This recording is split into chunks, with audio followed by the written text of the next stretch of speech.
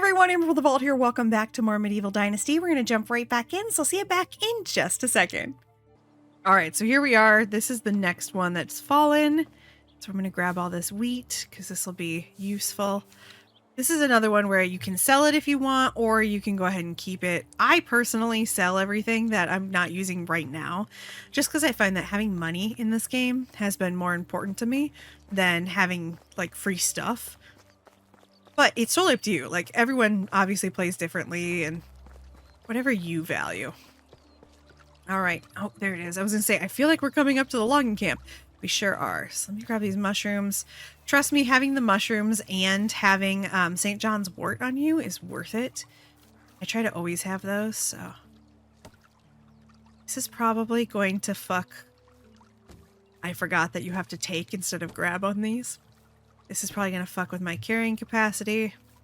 Ooh, it's going to fuck with it bad. All right, well, we're doing it though because I want those, so. All right, I will cut back in.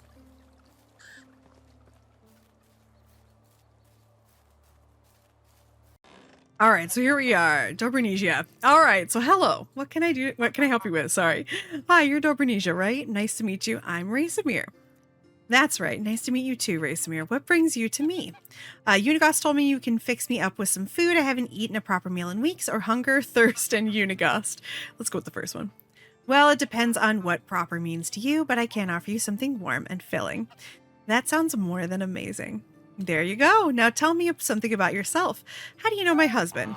There's nothing much to say, really. I've just arrived at the valley looking for my Uncle Jordan. Didn't expect to be done searching so quickly, to be honest. Oh yes, he was Unigost's friend. I remember now hearing that he had eyes just like yours. I'm sorry for your loss. That's okay. I don't even remember him, really. Most that I know him from is my mother's story. Sorry, I laughed because my dog is snoring on my lap. She always looked up to her big brother, loved him furiously, even when he stopped visiting. A lot of people did, from what I've heard. There was something special about him. Yeah, tough shoes to fill, huh? The only shoes that you need to worry about filling are your own. Every man is the architect of his own fortune. Thank you for saying that. It's what I needed to hear, but let's not talk about me anymore. What's your story? I was part of a traveling band of troubadours. I've never managed to learn how to play any instruments, but I was pretty decent with my singing. Our travels brought us to the valley not long after the death of your uncle. I still remember seeing Unigost for the first time. He had so much sadness in his eyes. Jordan wasn't just a friend of his, he was a part of him. The band left a few days later and I stayed. There was something in Unigost's presence that I simply knew my place was by his side. You probably noticed the age difference. He says no, not really, but I did. Unigost is like 50 and she's 32. What? Are you implying that I look old? Nothing of the sort. Anyway, so it looks like you were anchored here by love? That's pretty amazing. Yeah, you could call it that. Or blindness or stupidity. Poor judgment, maybe. Whatever sounds best to you. Pretend all you like. You fell hard for the grandpa with sad eyes and you know it. I did. He annoys me sometimes like nobody else. Yet I can't imagine breathing without him now. But don't let me go all soft on you. You've surely got places to go. It was a pleasure talking with you, Dobrynija. Every second of it. Here, I know it's not much, but it will come in handy when starting a new life. Everything costs coins these days. I really appreciate that, but I'm not looking for charity. I'll manage. Oh, come on. Don't try to be the hero. Men, all right. Do something for me then. It won't be a handout, just your first pay. That I can agree on. What do you need?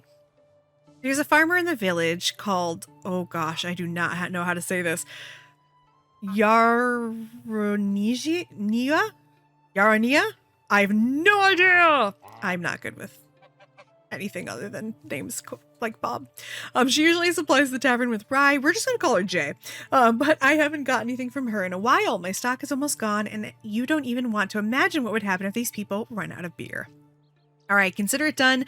Well, we're speaking of beer. Unigost told me to grab a couple for us. Of course, here you go.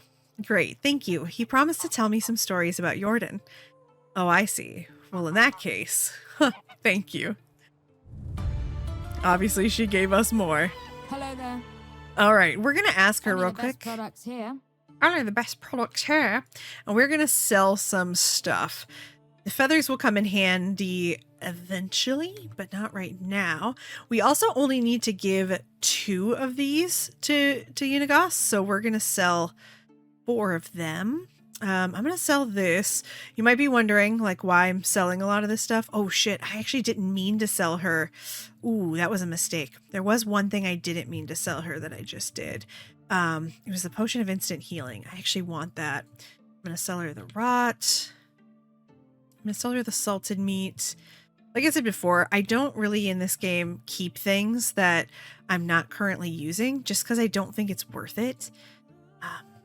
At least in my opinion, you end up picking up so many things that I think it's more worth it just to sell it, get the money, and then after that, makes everything easier.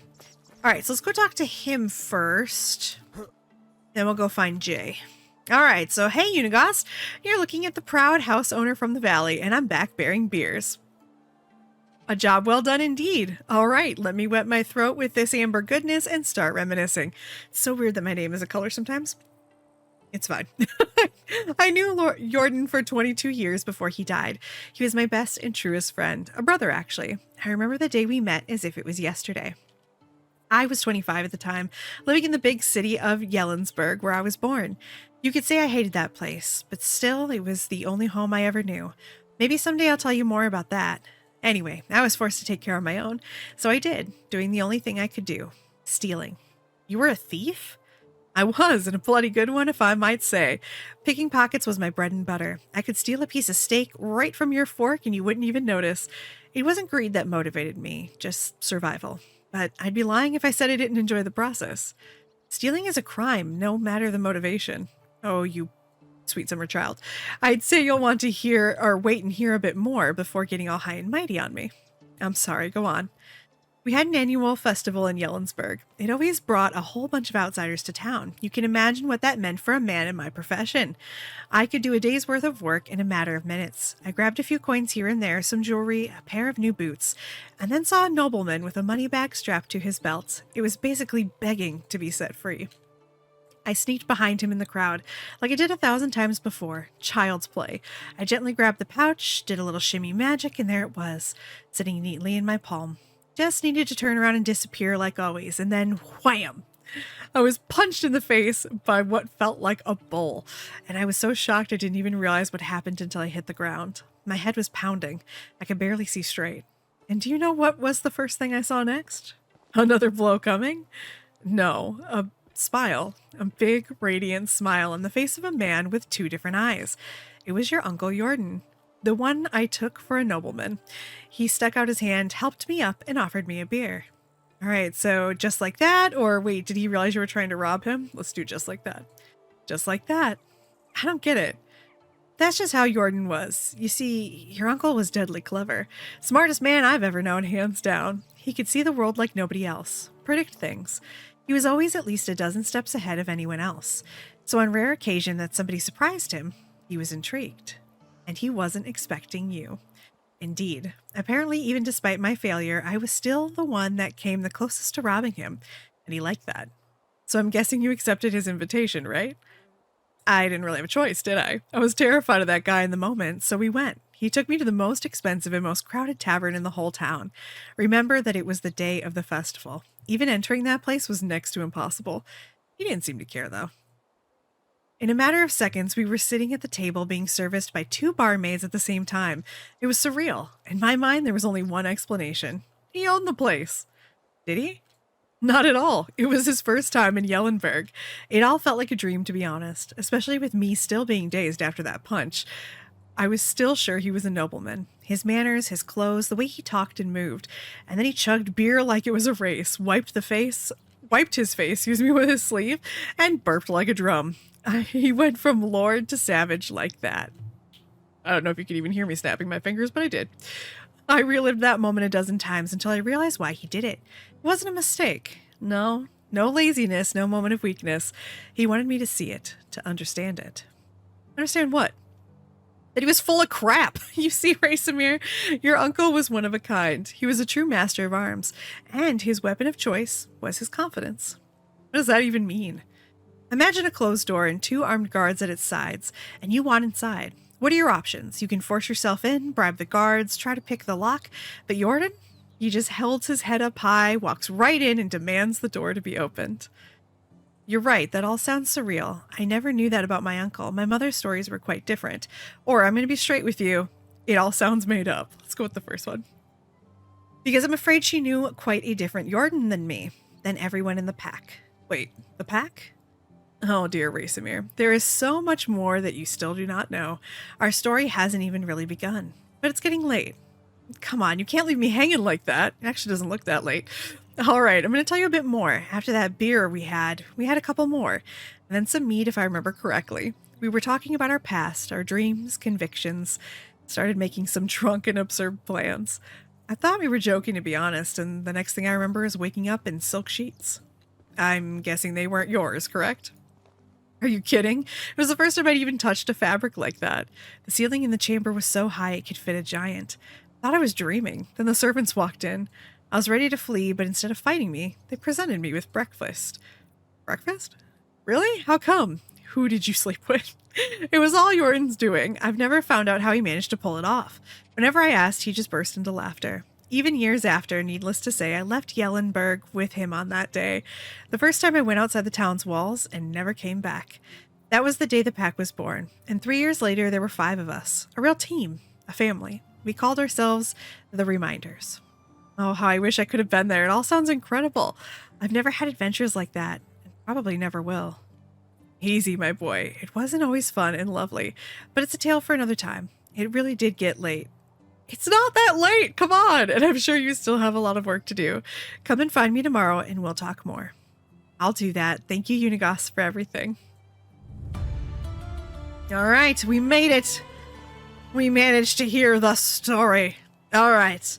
Well, these right here, so these are people that we can recruit and we can potentially get married. So, hey, let's talk to her. Have you heard anything recently? Gustovia, I heard someone has a quest for you there. Baranica, that's how we're going to say it. You should go there. Supposedly someone needs your assistance. Denica, whatever. Borovo, I think is actually how you say that, because aren't the W's V's? Lesnica, Rolnica. Oh my god, everyone wants my help. Okay, let's do small talk. What's on your mind lately? I hate when the weather messes with my work, mud slows me down, cold makes me sneeze, and heat makes me see things. And for what? My only wish is to do my job in peace. We're going to ask, how's your day going? The coming of spring is like a fresh morning breeze, gently caressing your face in the morning after a great feast hangover. Can you feel the relief as I do? All right, can you tell me about your skills? I fancy simple hard work since it gets my blood flowing and my muscles pumping. I can even work with my bare hands if needed. Does anything give you a hard time? I wouldn't say I appreciate chasing prey. It's a waste of time. I wish I could work somewhere closer to my home. All right, so what we can do is we can flirt with her. So you seem very interesting. Can I ask you something? Our options are nice weather today. Don't make fun of me, but my favorite animals were always chickens. I'm always eager to learn new things. Yeah, let's do that. I'm always eager to learn new things. Do you have any advice for me? Be careful who you trust. The best way to conceal a dagger is with a smile. And don't let me find you slacking off. All right, now our questions are favorite season, what brought you here? I love local cuisine. What's your favorite food? What brought you here? The land, its soil to be precise. I wanted to find a place where I can be self-sufficient and independent. So she wants to be a farmer. We can do that. A farming wife is a good wife. We can't ask any more questions today, so we ran out of questions.